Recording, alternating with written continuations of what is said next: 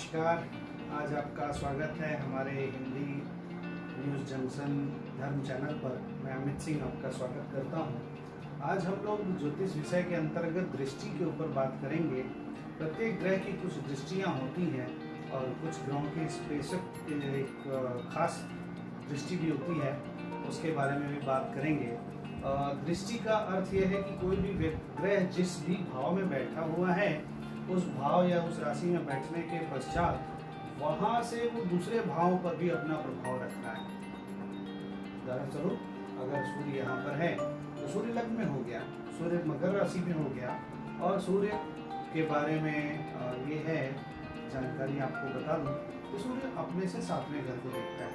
अपने से सातवें घर का मतलब ये है कि 1 2 3 4 5 6 7, यानी कि यहाँ बैठ करके सूर्य यहाँ पर भी अपना प्रभाव रख रहा है। मकर राशि में बैठा है तो कर्क राशि पे भी प्रभाव डाल रहा है।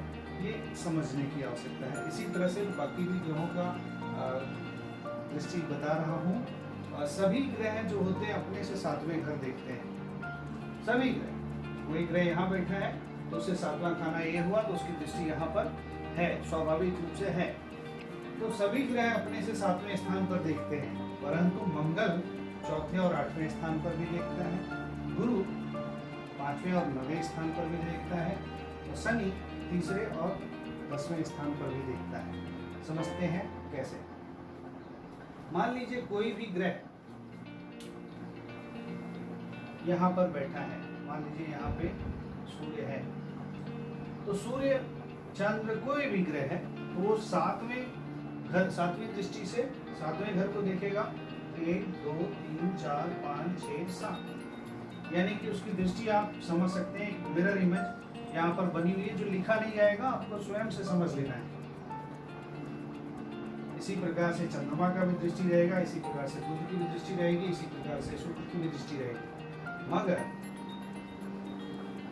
अब यहाँ पे मान लीजिए मंगल आ गया, तो मंगल की दृष्टि सातवें भाव पे तो पड़ ही रही है, तो सब लोग जान गए। इसके अलावा चौथे घर पे यानी कि 1 2 3 4, यहाँ पर भी मंगल की दृष्टि है।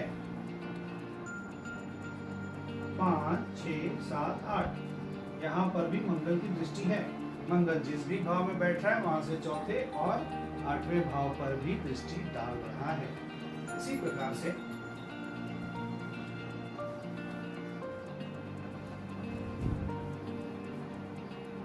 हम लोग गुरु की बात करते हैं। अब मान लीजिए कि गुरु किसी की कुंडली में यहाँ पर है, तो गुरु अपने से सातवें भाव देखेगा, यानी कि 1 2 3 4 5 6 7, यानी कि गुरु की दृष्टि यहाँ पर भी है। इसके अलावा गुरु क्या देख रहा है, 5वें और 9वें को भी देख रहा है। तो गुरु का 5वां मतलब 1 2 3 4 5, मतलब गुरु की दृष्टि इस स्थान पर भी है।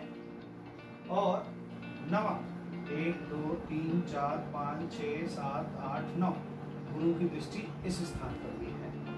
तो गुरु कुंडली में जब जन्मांक बनाते समय लिखा जाएगा तो सिर्फ यहीं पर लिखा जाएगा गुरु, और ज्योतिषी को स्वयं से जान लेना है कि गुरु की दृष्टि यहाँ भी है, यहाँ भी है और यहाँ भी है। इसी प्रकार से हम लोग शनि की भी बात कर लेते हैं।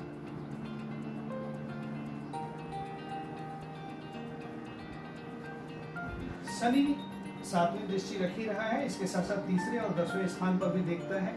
मान लीजिए किसी व्यक्ति का शनि लग्न में है, तो शनि सातवीं दृष्टि से तो यहाँ तो देख ही रहा है, सातवीं दृष्टि के साथ साथ वो तीसरा भी देख रहा है, यानी कि 1 2 3, यानी कि शनि की दृष्टि यहाँ भी पड़ गई। इसके साथ साथ शनि की दृष्टि 10वें स्थान तक जा रही है, मतलब 1 2 3 4 5 6 7 8 9 10, यानी कि शनि की दृष्टि यहाँ भी पड़ गई।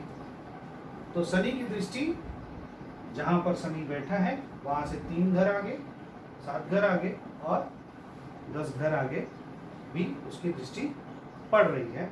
ये जानना बहुत आवश्यक है। शनि की दृष्टि जहाँ पड़ती है वो अशुभ सामान्यतः होता है, और गुरु की दृष्टि जहाँ पड़ती है वो शुभ भी होता है। ये और भी परिचर्चा की विषय है, आगे हम लोग और भी बात करेंगे। अभी तो आधारभूत ज्योतिष की जानकारी दी जा रही है। इसलिए हमने आपको बताया कि सभी ग्रहों की एक दृष्टि है और उन दृष्टियों के साथ साथ मंगल, गुरु, शुक्र की कुछ विशेष दृष्टियां भी हैं और वो भी बताया हमने। दृष्टि का अर्थ इतना ही है कि कोई भी ग्रह जहाँ बैठा है वहाँ से जिस भी जगह पर अपनी दृष्टि डालना है, इसका मतलब है कि उसका प्रभाव उस जगह पर भी है। आप उस भाव में जब भी उस भाव के प्रति देखेंगे तो उस ग्रह की पड़ने वाली दृष्टि को भी विशेष रूप से समझेंगे और उसका गणना करके ही फलित करेंगे। इस वीडियो के लिए मात्र इतना ही, और हमारा वीडियो यदि आपको पसंद आया है तो हमारे चैनल को सब्सक्राइब करिए, लाइक करिए। तब तक के लिए नमस्कार।